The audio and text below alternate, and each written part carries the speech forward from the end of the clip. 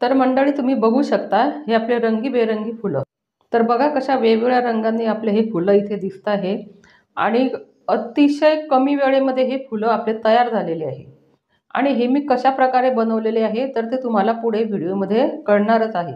तर व्हिडिओ ही शेवटपर्यंत बघा. तर आता हे कलरफुल फुलं खायला कसे असतात ते मी तुम्हाला दाखवते. तर पहा किती सॉफ्ट आणि अतिशय मऊ असे हे फुलं झालेले आहे. इथे ते म्हातारे लोक सुद्धा खाऊ शकतील असे हे फुलं झालेले आहे इथे. तर बघा आता मी अशी तुम्हाला चुरून दाखवते ते फुलं. पहा किती छान त्याचा असा भुगा तयार होतो आहे. म्हणजे हे अतिशय सॉफ्ट आणि मऊ असे हे फुलं तयार झालेले आहे. तर हे तुम्ही लहान मुलांसाठी सुद्धा खाऊ म्हणून हे देऊ शकता डब्यात. तर मंडळी मी आहे मीना बेक या चॅनलवर तुमचं खूप खूप मनापासून स्वागत. तर इथे पहा आता एक चाळणी घेतलेली आहे. तर चाळणीमध्ये मी हे तांदळाचं पीठ टाकलेलं आहे. तर हे मी गिरणीमध्ये दळून आणलेलं आहे. तर त्यात काही जाळ वगैरे असेल तर हे निघून जाईल त्या चाळणीने, म्हणून मी ते पीठ चाळून घेते. पहा आता यात जाळ निघालत आहे. तर हे आपल्याला नको होतं. या आपण जी रेसिपी बनवतो आहे त्या रेसिपीमध्ये आपल्याला हे जाळ तांदूळ इथे चालणार नव्हते, म्हणून मी ते गाळून घेतलेले आहे. तर बघा मंडळी आता तुम्ही म्हणाल की इथे जर मैदा घेतला तर चालेल का? तर तो चालणार नाही ते, कारण तांदळामुळे हे फुलं जे आहे ते अतिशय सॉफ्ट तयार होतात. आणि यात आता मी अर्धा चमचा फक्त बेकिंग पावडर टाकलेली आहे आणि चवीपुरतं मीठ टाकलेलं आहे. तर आता आपल्याला यात काही अजून ॲड करायची गरज नाही. मीठ आणि बेकिंग पावडर एवढंच आपण इथे घेतलेलं आहे. आणि हे सर्व आपल्याला आता असे एकजीव करून घ्यायचं आहे. आणि बघा आता इथे घेतलेलं आहे मी उकळतं पाणी. तर हे पाणीसुद्धा मी अंदाजे घेतलेले आहे. तर तांदळाचं पीठ असल्यामुळे आपल्याला पाणी हे जास्त लागणार आहे. आणि आपण थोडं थोडं पाणी टाकून हे पीठ आपल्याला इथे पूर्ण असं मळून घ्यायचं आहे.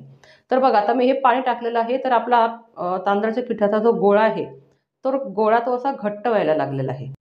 म्हणून पाण्याचं जे प्रमाण आहे तर ते तुम्ही आपल्या पिठाच्या अंदाजाप्रमाणेच घ्या. आणि एकदम घट्ट पण इथे गोळा आपल्याला मळायचा नाही आहे आणि खूप पातळ पण मळायचा नाही आहे. पण आपल्याला थोडा सैल इथे गोळा हा मळायचा आहे तांदळाच्या पिठाचा.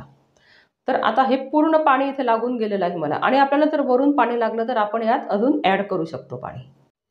तर मंडळी बघा अतिशय इन्स्टंट अशी ही रेसिपी आहे. आणि हे तुम्ही मधल्या वेळेस खायलासुद्धा मुलांसाठी करू शकतात.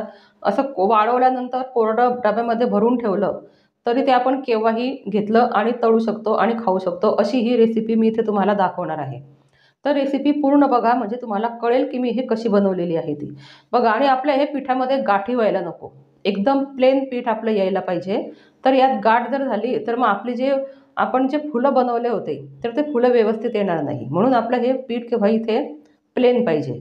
तर बघा आता हे पीठसुद्धा मुलांना असं घट्ट वाटतं आहे. तर आपण अजून यात पाणी टाकणार आहोत. तर बघा आता थोडं पाणी मी यात ॲड केलेलं होतं. आणि आता अशा प्रकारे आपल्याला हे इथे पिठाचं बॅटर पाहिजे आहे. तर आता बघूया आपण पुढची प्रोसेस आपली काय आहे ते. तर बघा आता इथे घेतलेलं आहे मी N1 नंबरचं नोझल पायपिंग बॅगमध्ये ते टाकून घेतलेलं आहे बॅटर.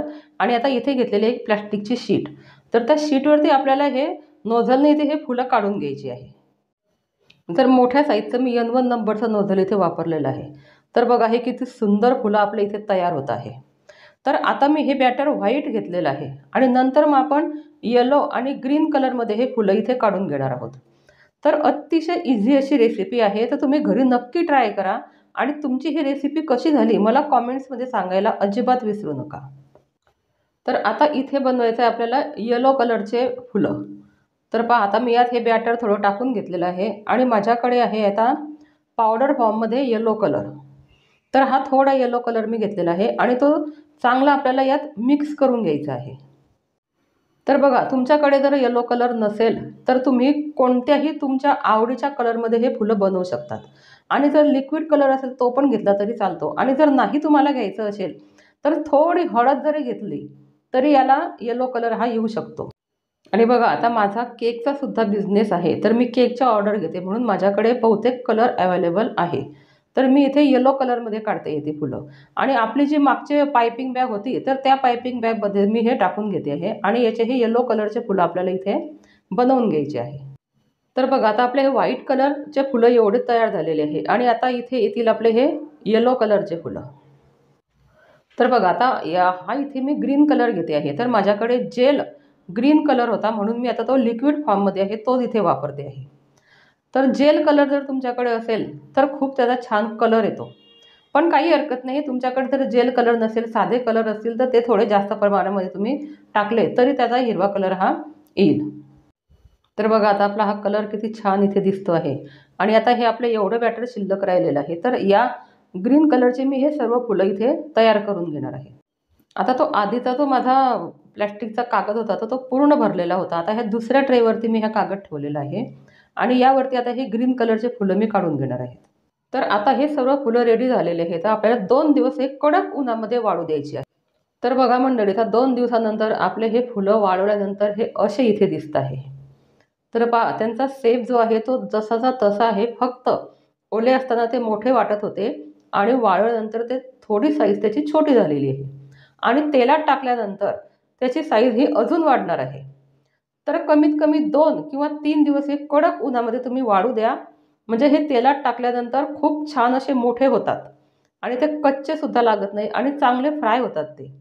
तर बघा आता हे तेल तापलेलं आहे, त्या तेलामध्ये आपल्याला हे फुलं सर्व तळून घ्यायची. आणि बघा मंडळी, तर तेलामध्ये टाकल्यानंतर ते फुलं पहा किती मोठे दिसत आहे आणि हे छान असे कडक वाळलेले आहे. त्यामुळे हे तेलात टाकताबरोबर ते असे त्याची साईज दुप्पट झालेली आहे.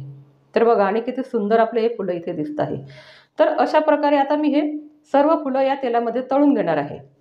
तर बघा मंडळी, आपले हे कलरफुल फुलं किती सुंदर दिसत आहे.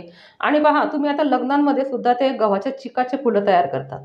तर तुम्ही हे असे फुलं जरी करून लग्नामध्ये दिले तरी हे खूप छान रुखवतामध्ये दिसतील. तर तुम्ही हे नक्की घरी ट्राय करा. वाटत पण नाही की तांदळाच्या पिठापासून हे फुलं बनवले आहे.